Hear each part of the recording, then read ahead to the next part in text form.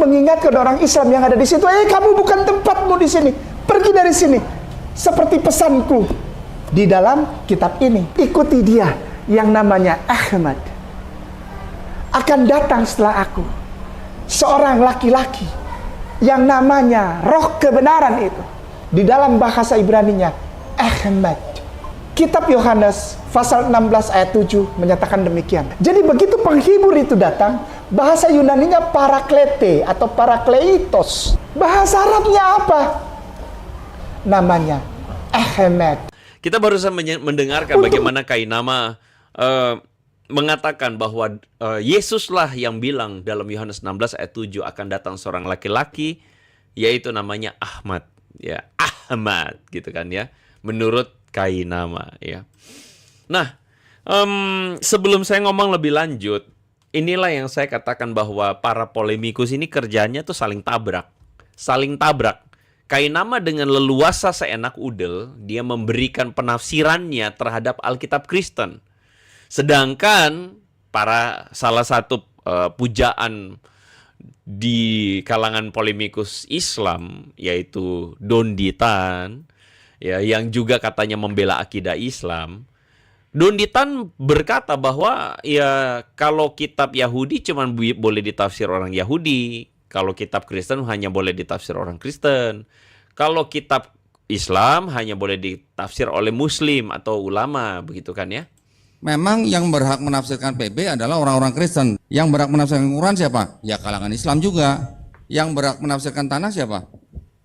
Ya orang-orang Yahudi, Pak, yang menyusun ini gitu loh, Pak. Jadi kita harus kembali, siapa yang menyusun ini, siapa yang berhak menafsirkan ini. Memang yang berhak. Itu adalah sebuah perkataan dari Donditan, dan kali ini perkataan Donditan itu dilanggar oleh Kainama. Ya, sesama mereka saling seruduk sebenarnya, cuman mereka malu-malu aja untuk ngakuin, karena sebenarnya mereka saling berbeda, saling tabrak-tabrakan. Tapi ya, sekali lagi kenapa saya ngomong kayak begini, karena bagi saya, sebagai seorang Kristen yang kitabnya dibahas-bahas terus oleh kedua orang tersebut, kami tentu sebagai orang Kristen berhak dong untuk kemudian menyatakan keberatan kami. Keberatan bahwa dakwah kalian itu berurusan selalu dengan agama kami. Karena kalian seharusnya berdakwah dengan ajaran agama kalian dong. Mengaji ya, membahas tentang cara pakai baju koko pakai hijab membahas tentang cara sholat Baguslah kalau kayak begitu. Tetapi kenapa kalian malah menggunakan pokok-pokok bahasan Kristen, malah kalian saling tabrak-tabrak sendiri kan begitu ya. Saya lanjutkan ya. Ketika Kainama mengatakan parakletos dalam bahasa Ibrani, Anda tadi tentu mendengarnya ya. Habis ngomong Ibrani terus dia bilang Arab. Mana yang benar saya nggak tahu ya. Pokoknya dia ngomong aja pokoknya. Ada kata Ahmad atau nama Ahmad dari parakletos. Menurut saya ini halusinasi parah sih. Ini halusinasi tingkat akut. Karena secara faktanya parakletos itu adalah bahasa atau istilah Yunani yang berarti penolong atau penghibur ya, ho parakletos. Ini bahasa Yunaninya. Dan secara terma ini itu diartikan advocate atau helper. Dan dalam kekristenan jelas bahwa kata ini berhubungan dengan pribadi ketiga Trinitas, yaitu Holy Spirit atau Roh Kudus ya. Dan kata parakletos itu, kalau kata Ahmad Kainama yang suka sekali tadi Ahmad ya, ngomong Ahmad itu ya, dia mengatakan bahwa bahasa Ibrani atau bahasa Arab lah, saya nggak tahu lah ya. Tapi saya mencoba untuk kemudian mencari terjemahan bahasa Ibrani, Hebrew ya, dan saya tampilkan di depan teman-teman ini ya. Ini kata translasi dari parakletos atau penolong dan penghibur. Ketika diterjemahkan atau ketika ditranslasikan ke dalam bahasa Ibrani, Anda bisa melihat bahwa makna yang sama, maknanya itu tidak bergeser, yaitu kata comforter. Ya. Jadi penolong, penghibur, bukan diartikan yang terpuji. Jadi logikanya adalah kalau kata Kainama, ini bahasa Hebrew-nya itu Ahmad begitu.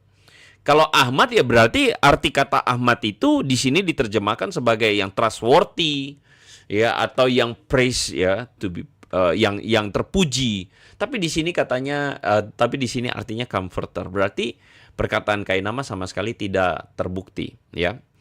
Nah, sebenarnya saya menduga bahwa Kainama bisa saja kemudian membuat video reaction dari argumen saya. Ujung-ujungnya dia nanti akan main di Parakletos jadi Parakleitos ya. Tapi kita lihat aja. Saya nggak mau spill dulu soal masalah Parakleitos ya. Nanti kita akan lihat. Jadi begini, saya tidak mau masuk ke dalam perdebatan yang belum saatnya ya, belum saatnya untuk ngomong. Tapi kali ini saya akan ngomong bahwa sangat berbahaya sekali ketika Kainama menggunakan argumen dari Yohanes pasal 16 ayat 7 tadi. Karena jangan lupa Bang Kai ya, bahwa di dalam ayat tersebut, ayat yang engkau gunakan, Yesuslah yang mengutus Parakletos. Ayatnya adalah Yohanes 16 ayat 7. Benar yang kukatakan kepadamu adalah lebih berguna bagi kamu jika aku pergi, sebab jika aku, Yesus, tidak pergi, penghibur, ini yang tadi dia bilang, Ahmad, tidak akan datang kepadamu. Tapi jikalau aku pergi, aku akan mengutus dia kepadamu. Ayat ini secara clear dan jelas mengatakan bahwa Tuhan Yesus yang mengutus penghibur, Parakletos. Dan kalau Kainama dengan ngotot mengatakan Parakletos ini adalah Ahmad, maka konsekuensi logisnya adalah Tuhan Yesuslah yang mengutus Ahmad. Ya. Konsekuensinya adalah Tuhan Yesus yang mengutus Ahmad. Konsekuensi ini adalah sesuatu yang logikal. Sama kalau misalnya saya mengatakan bahwa bulan ini adalah bulan Mei, maka bulan depan adalah bulan Juni. Itu konsekuensi logis. Jadi ketika Ahmad Kainama mengatakan bahwa yang datang itu adalah Ahmad, masalahnya adalah akidah Islam kalian mengatakan bahwa yang mengutus Ahmad atau Muhammad, Nabi yang kalian akui itu adalah Allah sendiri. Jadi dalam ayat Yohanes 16 ayat 7 dikatakan Yesuslah yang mengutus Ahmad, maka harusnya kalian menyembah Yesus sebagai Allah. Karena kalian yang mengakui bahwa Allah yang mengutus Muhammad, maka seharusnya kalian pun menyembah Yesus.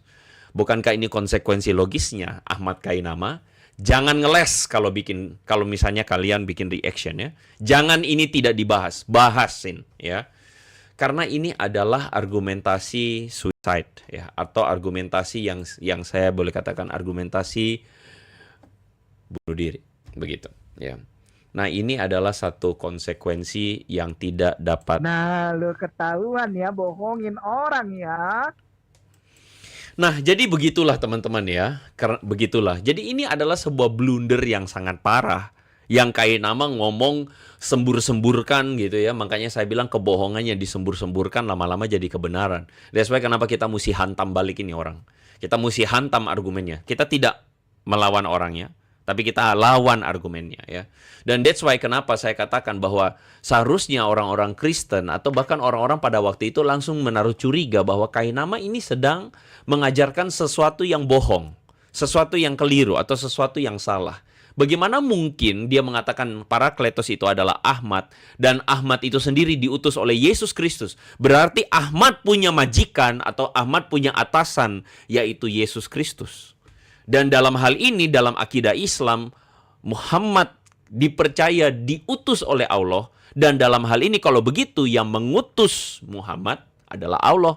Dan Yesus yang mengutus Ahmad dalam Yohanes 16 ayat 7. Menurut versi Kainama. Kalau gitu harusnya Yesus disembah sebagai Allah. Tentu kalian tidak bisa menerima itu, bukan?